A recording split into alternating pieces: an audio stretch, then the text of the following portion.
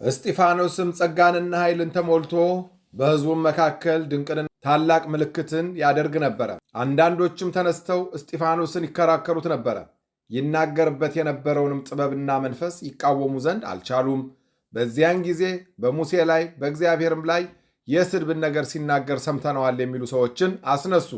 በሸንጎም የተቀመጡት ሁሉ ትኩር ብለው ሲመለከቱት እንደ መልአክ ፊት ሆኖ ፊቱን አዩት። የሐዋርያት ሥራ ምዕራፍ 6 ከቁጥር 8 እስከ 15። በስመ አብ ወወልድ ወመንፈስ ቅዱስ አህዱ አምላክ። ወርኃ ጥር ቡሩክ። አንድ አምላክ በሆነ በአብ በወልድ በመንፈስ ቅዱስ ስም የተባረከ የጥር ወር የመዓልቱ ሰዓት 10 ነው። ከእንግዲህ ይጨመርለታል። በዚህም ጥር 1 ቀን የዲያቆናት አለቃ የሰማዕታት መጀመሪያ የሆነ የከበረ እስጢፋኖስም ምስክር ሆነው ሞተ። ለዚህም ለከበረ እስጢፋኖስ የእግዚአብሔር ኃይልና ጸጋ የተመላ ሰው እንደነበረና በሕዝቡ መካከል ታላላቅ ተአምራትን ድንቅ ሥራን ይሠራ እንደነበረ የሐዋርያት ሥራ የተባለ መጽሐፍ ስለ እርሱ ምስክር ሆነ። ከዚህ በኋላ በዘመኑ የነበሩት ቀኑበት፣ የሐሰት ምስክሮችም የሚሆኑ ሰዎችን አስነሱበት። ይህን ሰው በሙሴና በእግዚአብሔርም ላይ የስድብን ቃል ሲናገር ሰምተነዋል እንዲሉ ሐሰትን አስተማሯቸው። ሕዝቡንና ሽማግሌዎቹን ጸሐፊዎችንም አነሳሷቸው። አዳርሱን ብለውም ከበው እየጎተቱ ወደ ሸንጎ ወሰዱት። የሐሰት ምስክሮቹንም አቆሙበት። እነርሱም ይህ ሰው በቤተ መቅደስ ላይ በኦሪትም ላይ ስድብን ሲናገር ተው ብንለው እምቢ አለ። የናዝሬቱ ኢየሱስ ቤተ መቅደሳችሁን ያፈርሰዋል፣ ሙሴ የሰጣችሁን ኦሪታችሁንም ይሽራል ሲል ሰምተናዋል አሉ። በአደባባይ ተቀምጠው የነበሩ ሁሉ ተመለከቱት። ፊቱንም የእግዚአብሔር መልአክ ፊት ሆኖ አዩት። ሊቀ ካህናቱም እውነት ነውን? እንዲህ አልክ አለው። እርሱም እንዲህ አለ፣ ወንድሞቻችንና አባቶቻችን ስሙ። ወደ ካራን ከመምጣቱ አስቀድሞ በሶርያ ወንዞች መካከል ለአባታችን ለአብርሃም የክብር ባለቤት እግዚአብሔር ተገለጠለት። ከአገርህ ውጣ፣ ከዘመዶችህ ተለይ፣ እኔ ወደማሳይህ ሀገርም ና አለው። ከዚህ በኋላ ከከለዳውያን ወጥቶ በካራን ተቀመጠ። አባቱም ከሞተ በኋላ ዛሬ እናንተ ወዳላችሁባት ወደዚች ሀገር አመጣው። ከዚህ በኋላ የግዝረትን ሥርዓት ሰጠው። ይስሐቅንም በወለደው ጊዜ በ8ኛው ቀን ገዘረው። እንዲሁም ይስሐቅም ያዕቆብን ገዘረው። ያዕቆብም 12ቱን ነገድ አባቶቻችንን ገዘረ። የቀደሙ አባቶቻችንም በዮሴፍ ላይ ቀንተው ወደ ግብፅ አገር ሸጡት።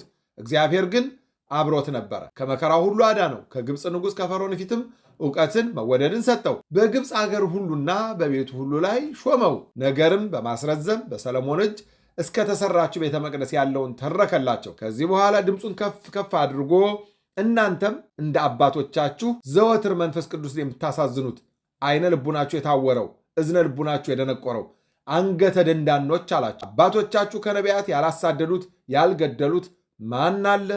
እናንተ ክዳችሁ የገደላችሁትን የአምላክን መምጣት አስቀድመው የነገሯችሁን ገደላችኋቸው። በመላእክት ሥርዓት ኦሪትን ተቀብላችሁ አልጠበቃችሁም። ይህንንም ሰምተው ተበሳጩ፣ ልባቸውም ተናደደ፣ ተነሳሳ፣ ጥርሳቸውንም አፏጩበት። በእስጢፋኖስም መንፈስ ቅዱስ አደረበት። ሰማይም ተከፍቶ ኢየሱስ በእግዚአብሔር ቀኝ ተቀምጦ የእግዚአብሔርን ክብር አየ። እነሆ ሰማይ ተከፍቶ የሰው ልጅም በእግዚአብሔር ቀኝ ተቀምጦ አያለሁ አለ። ጆሮአቸውን ይዘው በታላቅ ድምፅ ጮኹ። በአንድነትም ከበው ጎተቱት። እየጎተቱም ከከተማ ወደ ውጭ አውጥተው በደንጊያ ወግረው ገደሉት። የገደሉትም ሰዎች ልብሳቸውን ሳውል ለሚባል ጎልማሳ ልጅ ያስጠብቁ ነበረ። ጌታዬ ኢየሱስ ክርስቶስ ሆይ ነፍሴን ተቀበል እያለ ሲጸልይ እስጢፋኖስም በደንጊያ ወገሩት። ዘለፍለፍ ባለ ጊዜ ድምፁን ከፍ አድርጎ አቤቱ ይህን ኃጢአታቸውን ይቅር በላቸው፣ በደል አታድርግባቸው፣ ይህንንም ብሎ አረፈ። ደጋግ ሰዎችም መጥተው የእስጢፋኖስን ሥጋ ወስደው ቀበሩት። ታላቅ ልቅሶም አለቀሱለት። ለእግዚአብሔር ምስጋና ይሁን። እኛንም ሐዋርያና ሰማዕት በሆነ በቅዱስ እስጢፋኖስ አማላጅነት ይማረን፣ በረከቱ ከእኛ ጋር ትኑር ለዘላለሙ አሜን። በዚህች ዕለት በከሃዲ መክስሚያኖስ ዘመነ መንግሥት በሶርያ ሀገር የከበረ ለውንዲዮስ በሰማዕትነት ሞተ። የዚህንም ቅዱስ ዜና እግዚአብሔርን የሚያመልክ ተጋዳይ እንደሆነ ንጉሥ መክሲሚያኖስም በሰማ ጊዜ ልኮ ወደ እርሱ አስመጣው። ሃይማኖትን ትቶ አማልክቶቹን ያመልክለት ዘንድ ብዙ ገንዘብም አቀረበለትና ይሸረግለው ጀመረ። የከበረ ለውንዲዮስ ግን ዘበተበት። ስጦታውንም በማቃለል ክብሩንም አጎሳቆለ። የረከሱ አማልክቶቹን ረገመ። ያን ጊዜ እጅግ ተቆጥቶ በመንኮራኩር ውስጥ ሰቅለው ጽኑ የሆነ ስቃይን እንዲያሰቃዩ ታዘዘ። ንጉሥ እንዳዘዘ አደረጉበት። የክብር ባለቤት ጌታችን ግን ያለ ጥፋት በጤና አወጣው። ዳግመኛም በብረት ዘንጎች ይደበድቡት ዘንድም ቅባትና ስብን በታላቅ ድስት አፍልተው ቅዱስ ለውንዴዎስን በውስጡ ይጨምሩ ዘንድ አዘዘ። ይህን ሁሉ ስቃይን አሰቃዩት። የክብር ባለቤት ጌታችን መድኃኒታችን ኢየሱስ ክርስቶስ ያጽናናውና ያስታግሰውም ያለ ጉዳትን በጤና ያስነሳው ነበረ። ማሰቃየቱን በደከመ ጊዜ ራሱን በሰይፍ እንዲቆርጡ አዘዘ። የሰማዕትነት አክሊልን በመንግሥተ ሰማያት ተቀበለ። ከሥጋውም ድንቆች የሆኑ ብዙዎች ተአምራት ተገለጡ። ዜናውም በሶርያ ሀገር ሁሉ ተሰማ። አብያተ ክርስቲያናትን ገዳማትን ተሰሩለት። ከገዳማቱ በአንዲቱ የአንጾኪያ ሊቀ ጳጳሳት የሆነ የከበረ ሳዊሮስ በሕፃንነቱ ተጠመቀባት። ለእግዚአብሔር ምስጋና ይሁን። እኛንም በዚህ ሰማዕት ጸሎት ይማረን፣ በረከቱም ከእኛ ጋር ትኑር ለዘላለሙ አሜን። በዚች ቀን የእስክንድርያ ሀገር ሊቀ ጳጳሳት የከበረ አባት አባ መቃርስ አረፈ። እርሱም ለአባቶች ሊቃነ ጳጳሳት 69ኛ ነው። ከእርሱ በፊት የነበረ አባ ሚካኤልም ባረፈ ጊዜ ኤጲስቆጶሳትና ሊቃውንት የግብፅ ታላላቆች ሁሉ ወደ አስቄጥስ ገዳም ወጥተው ለዚች ለከበረች ሹመቱ የሚገባ ከዋሻ ውስጥ ከሚኖሩ ደጋጎች ገዳማውያን ሲያጠያይቁና ሲመረምሩ ኖሩ። ከዚህም በኋላ አንድ ጻድቅ ሰው ስለዚህ አባት ነገራቸው። እንዲህም አላቸው፣ በአባ መቃርስ ገዳም የሚኖር ቀሲስ አባ መቃርስ እርሱም ለዚህ ሹመት ይገባል።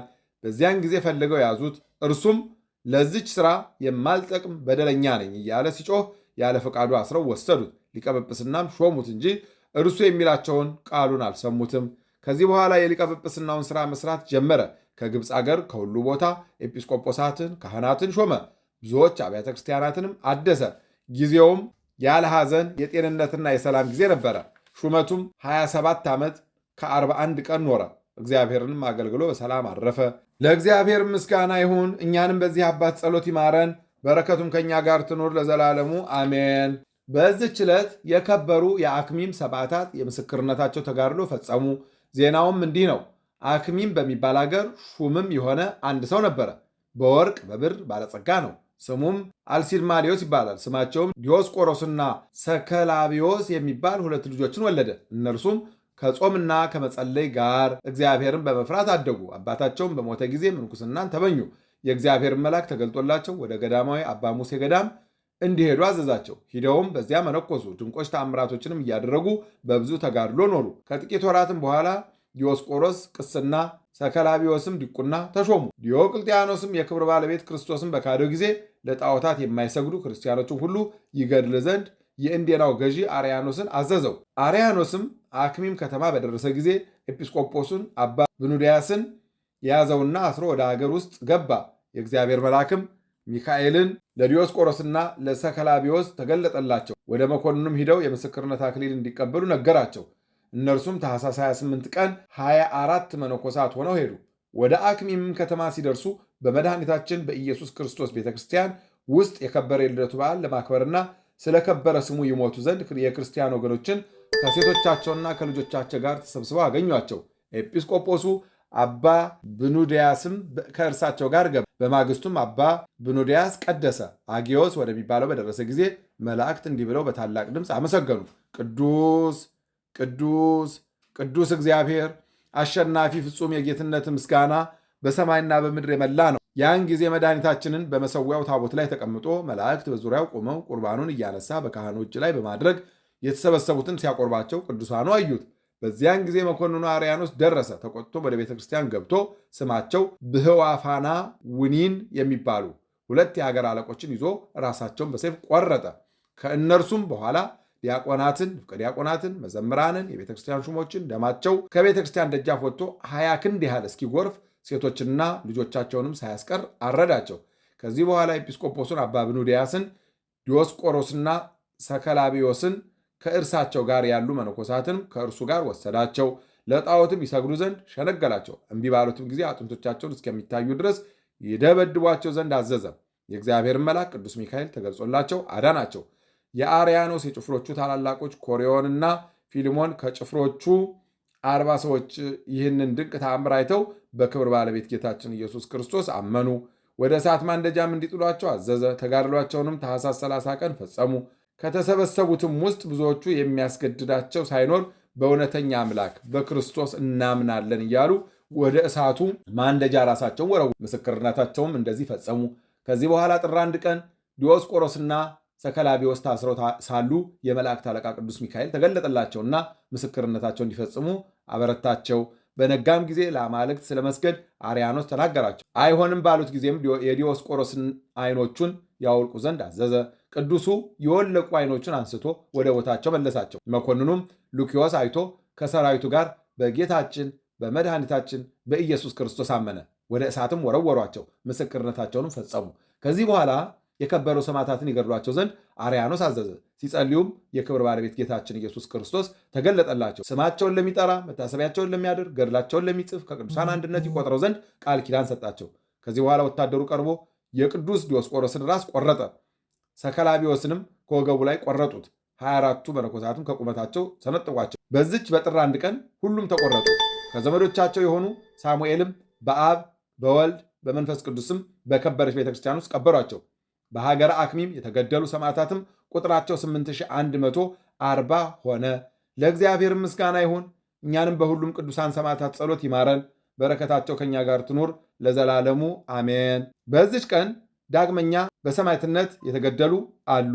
እኒህም ዛሬና ትናንት ከተገደሉት ሌላ ዲዮቅልጥያኖስ የገደላቸው ቁጥራቸው ካህናት 800፣ ዲያቆናት 130፣ መምህራን 53፣ የቤተ ክርስቲያን ሹማምንት 80፣ መሳፍንት 30፣ 2 ንፍቀ ዲያቆናት፣ 150 ሕዝባውያን 8400 ነው። በረከታቸው ከእኛ ጋር ትኑር። ለእግዚአብሔር ምስጋና ይሁን ለዘላለሙ አሜን። አንድ አምላክ በሆነ በአብ በወልድ በመንፈስ ቅዱስ ስም ጥር 2 በዚች ቀን ደሙ በግፍ የፈሰሰ ጻድቁ አቤል አረፈ። እርሱም ወንድሙ ቃየን የገደለው የሙታንን በኩር የሆነ ነው። ምስጋና ይሁን ለአብ ለወልድ ለመንፈስ ቅዱስ አንድ አምላክ በሚሆን ዛሬም ዘወትርም ለዘላለሙ አሜን። በጥር 1 ቀን የሚከበሩ ዓመታዊ የቅዱሳን በዓላት ቅዱስ እስጢፋኖስ ቀዳሜ ሰማዕት ሊቀ ዲያቆናት፣ ቅዱሳን ሰማዕታተ አክሚም፣ ቅዱሳን ዲዮስቆሮስ ወሰከላቢዎስ፣ ቅዱስ ለውንዲዮስ ሰማዕት፣ አባ መቃርስ ሊቀ ጳጳሳት። ወርሃዊ በዓላት ልደታ ለማርያም ድንግል እግዝእትነ፣ ቅዱሳን ኢያቄም ወሐና፣ ቅዱስ በርቶሎሜዎስ ሐዋርያ፣ ቅዱስ ሚልኪ ትሩፈ ምግባር፣ ቅዱስ ራጉኤል ሊቀ መላእክት። እስጢፋኖስም ጸጋንና ኃይልን ተሞልቶ በሕዝቡም መካከል ድንቅንና ታላቅ ምሕረት ያደርግ ነበረ። አንዳንዶች ተነስተው እስጢፋኖስን ይከራከሩት ነበረ። ይናገርበት የነበረውም ጥበብና መንፈስ ይቃወሙ ዘንድ አልቻሉም። በዚያን ጊዜ በሙሴ ላይ በእግዚአብሔር ላይ የስድብን ነገር ሲናገር ሰምተነዋል የሚሉ ሰዎችን አስነሱ። በሸንጎም የተቀመጡት ሁሉ ትኩር ብለው ሲመለከቱት እንደ መልአክ ፊት ሆኖ ፊቱን አዩት። የሐዋርያት ሥራ ምዕራፍ 6 ከቁጥር 8 እስከ 15። የሰማነውን በልቦናችን ያሳድርብን። ከቅዱሳን አባቶቻችን ከቅዱሳት እናቶቻችን በረከት ረድኤት ያሳትፈን። ክፉን ያርቅልን፣ በጎን ያቅርብልን፣ የተሻለውን ነገር በቸርነቱ ያዘጋጅልን። ነፍሳተ ሙታንን ይማርልን፣ ሕያዋንን ይጠብቅልን። በጸሎታችሁ አስቡን አትርሱን ያሉትን በያሉበት ያስብልን።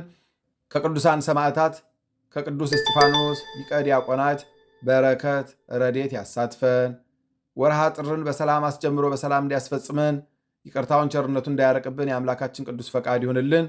እንበል አቡነ ዘበሰማያት ይትቀደስ ስምከ ትምጻእ መንግሥትከ ወይኩን ፈቃድከ በከመ በሰማይ ከማሁ በምድር ሲሳየነ ዘለለ ዕለትነ ኢየሱስ ክርስቶስ ከመ ይስረይ ለነ ኃጣውኢነ ተማኅፀነ ብከ ኃይለ እግዚአብሔር አብይ ኦ እግዚእ ኢየሱስ ክርስቶስ ስራይ ኃጢአቴ ወኃጢአተ ኩሉ ሕዝብከ ማእሰረ ኃጢአት እግዚአብሔር ይፍታ። እግዚአብሔር ይባርክ። ሰላም ያሳደረ ሰላም ያውለን፣ ሰላም ያዋለ ሰላም ያሳድረን። ይቆየን።